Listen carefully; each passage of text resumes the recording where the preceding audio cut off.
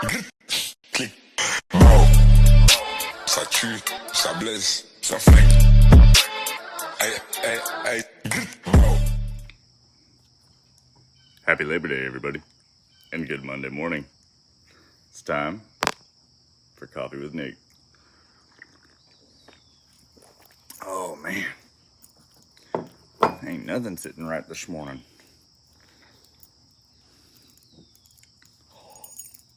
Well, you know, we'll mess with it later. Anyways, how's everybody doing this Monday morning? It is a beautiful morning. We are out here in the office, just getting ready to move on with the day.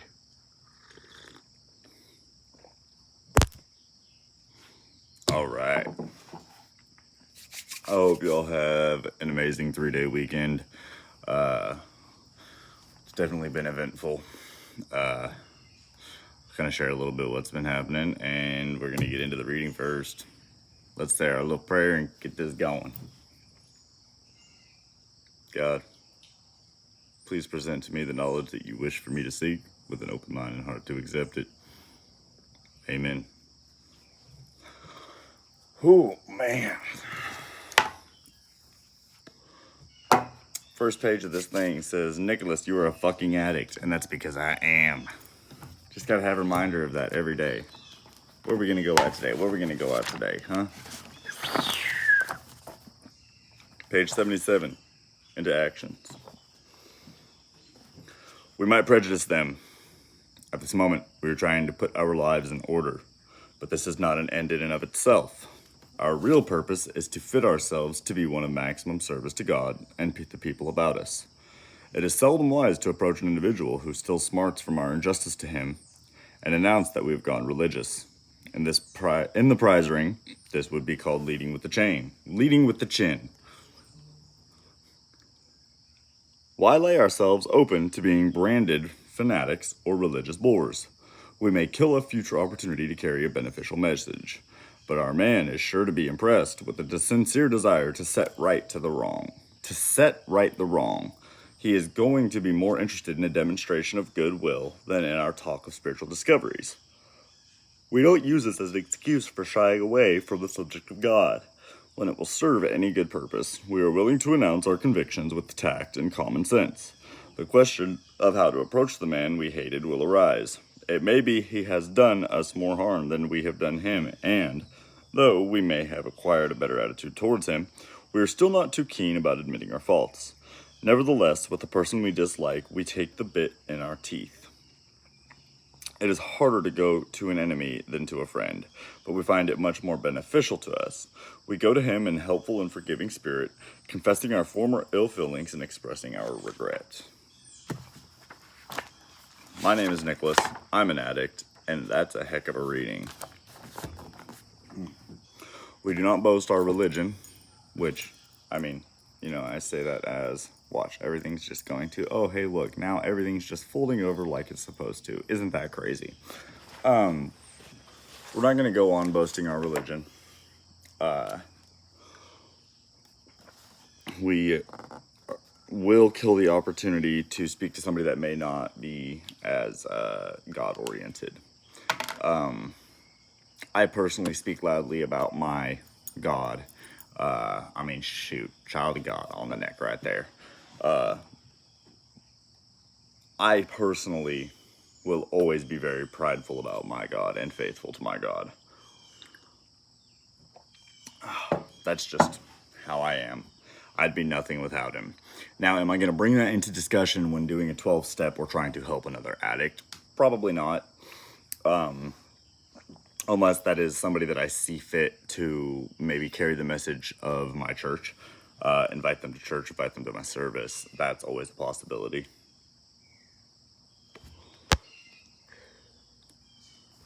That's definitely always a possibility. But you kind of have to gauge that subject by subject, person by person, case by case. But we don't use this as an excuse for shying away from the subject of God. Now, we will not shy away from the subject of God because, let's be honest, that's the only reason that any of us are here. Anybody in the religion or anybody in the AA groups understands that God is an all-encompassing term. we use God as an encompassing term to include everything that we may consider our higher power. Now, I'm not too fond of the, oh, a doorknob's my higher power. Oh, you know what? But maybe you use the rooms as a higher power. Maybe you use your sponsor as a higher power until you can get to an understanding of God. I think that is a very valid point. I think that is a very valid thing to do. But that's my program. That's my experience. That's not everybody.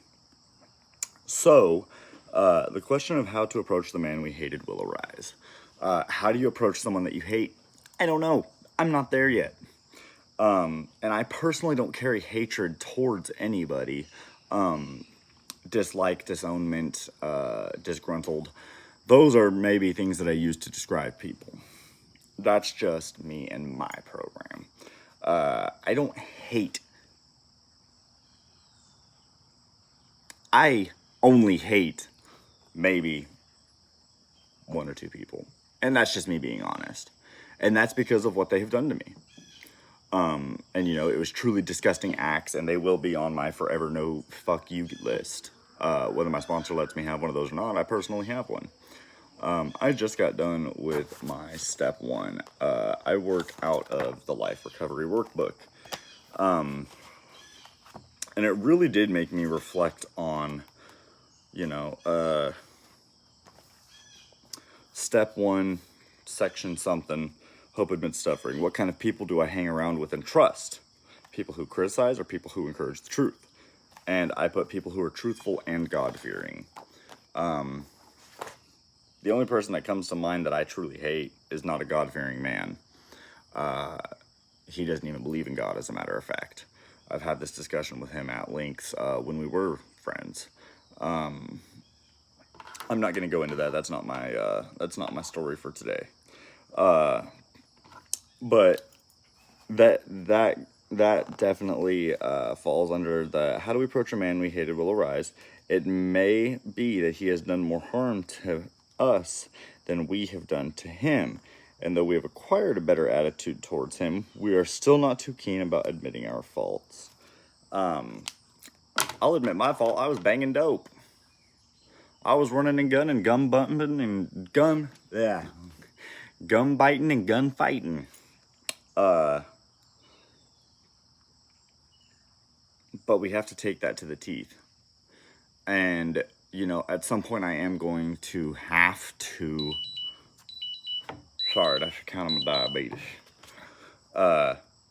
Yeah, awesome. Also, by the way, I completely get to manage my diabetes from my phone now. I'm on an insulin pump. I've got a CGM. And it's pretty cool because I just literally have to go. And boom, I got my blood sugar. 55. I'm a little low. It is harder to go to an enemy than a friend, and that is absolutely facts, because this early in my recovery, I'm not ready to go to anybody about anything that I've done. I have to work the steps, and I have to work them in order. They are in that order for a reason. The steps are created in the way that they are because you have to go through them in that order with a sponsor. Now, I was informed I could do step 1 and 2 on my own, but, you know, 1, 2, 3, 10, 11, 12. That is daily things that you need to do. You don't necessarily need to work the step of 1, 2, 3, 10, 11, 12, but you need to have the comprehension of I can't, he can, I'm going to let him for 1, 2, 3. And then take that personal inventory. Where was I wrong through the day, and what can I do to fix that I was wrong? Was I a loving person? Was I a caring person?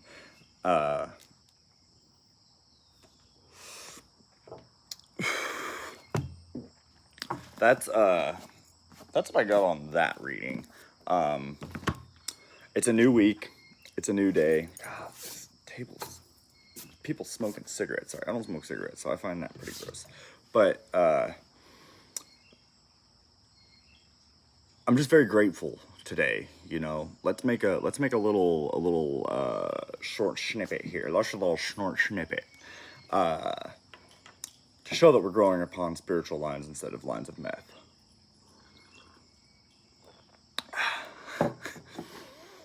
That I just wanted to show a little bit of gratitude today. I had my cup overfilled yesterday, and so I was a little all over the place. Today, I get to be grateful for the fact that I wake up in a sober living. I get to be grateful for the fact that I wake up sober. I get to be grateful for sipping coffee in the morning and being able to come to you guys and have this camera charged for me to be able to do this, having electricity. I get to be grateful for communication. I get to be grateful for the people in my house. I get to be grateful for my buddy that did my nice twist up last night. You know, I got all cleaned up. I got my hair cut, got my beard all nice and lined up. You know, I'm looking crispy. And I get to be grateful that I have the opportunity to do that, and I have the people in my life that get to help me do certain things like this. I'm very grateful for so many things in life, and I try to continue that gratitude every day. I'm grateful that I have, you know, my car back. I'm grateful that I went to jail this weekend. That's a different one. But because of going to jail and sitting in jail for a few hours this weekend, I, for the first time in several years, am warrant free. I have no more warrants, which is, I just felt my body get so much lighter saying that. It was traffic, you know, I got OR'd out. I only had to sit there for 6 hours. It wasn't a massive deal. I mean, I was pulled over 2 streets away from the house. But for the first time, I get to drive with a clean record, not look over my shoulder every time there's a cop. And, you know, I think this is the first time I've ever sat in the back of a cop car grateful. And he's like, "You sure you're not high?" It's like, "Yeah, man. I'm just grateful God is doing this." It made me grateful for my bed. It made me grateful for my access to water that doesn't come out of a metal sink. It made me grateful to have people in my life that are not like that. I watch so many people just do the fentanyl fold. They'd just be like this. Get their name called to go do fingerprints. They'd pop up, go do it, go back in, and just fold back over. And it's like, man, I was never a fentanyl addict, so I can't imagine the pain that they're going through to feel like they need to do that. But I did bang dope for several years. And to the point where I have my track marks covered up. I got beautiful tattoos from my best friend Matt, and he didn't charge me for them. He knew it was a huge step for me, and he did that. So I'm also grateful for that. Yeah, I don't know how, but I did get through getting pulled over, getting arrested, sitting in jail, getting released at 4 o'clock in the morning. I was able to get my way home because of my housemate, John. He, you know, big shout out, because,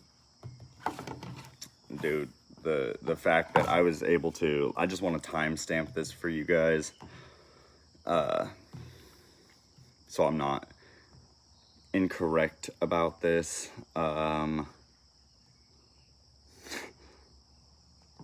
Yeah, 4 o'clock in the morning, John came and got me. Made sure I didn't have to walk home. He got me back to the house. He gave me my first cigarette. Oh, gosh, man, no nicotine for 6 hours was like, man, maybe I'm still an addict. Oh, wait, I am. Nicotine and caffeine. Caffeine and nicotine. Cheers, y'all. So, yeah, that's my little 5-minute bit on gratitude. Just be grateful, man. Life could be a lot worse. I could have ended up sitting for a few months.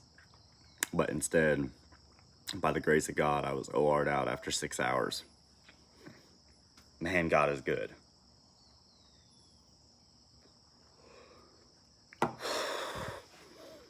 I'm very grateful, guys. I'm grateful for all of you. Everybody that tunes in and watches this, I'm beyond grateful for. I'm very grateful for this cleanup, but one of my rubber bands fell out, so I think I'm going to have to take these braids out, which is cool. I'll talk to him and let him know, hey, that braid snapped. I'm sure he'll understand. And now I just look wild. All right, let's get that tucked back. Thank you guys for tuning in on this beautiful Monday morning. I hope you guys had a great 3-day weekend. I hope this is a great day for your final day on a 3-day weekend. I work tonight, so it is what it is, but, you know, gotta get the money. Hope you guys have an excellent weekend. And if nobody has told you, I love you and I think you're beautiful.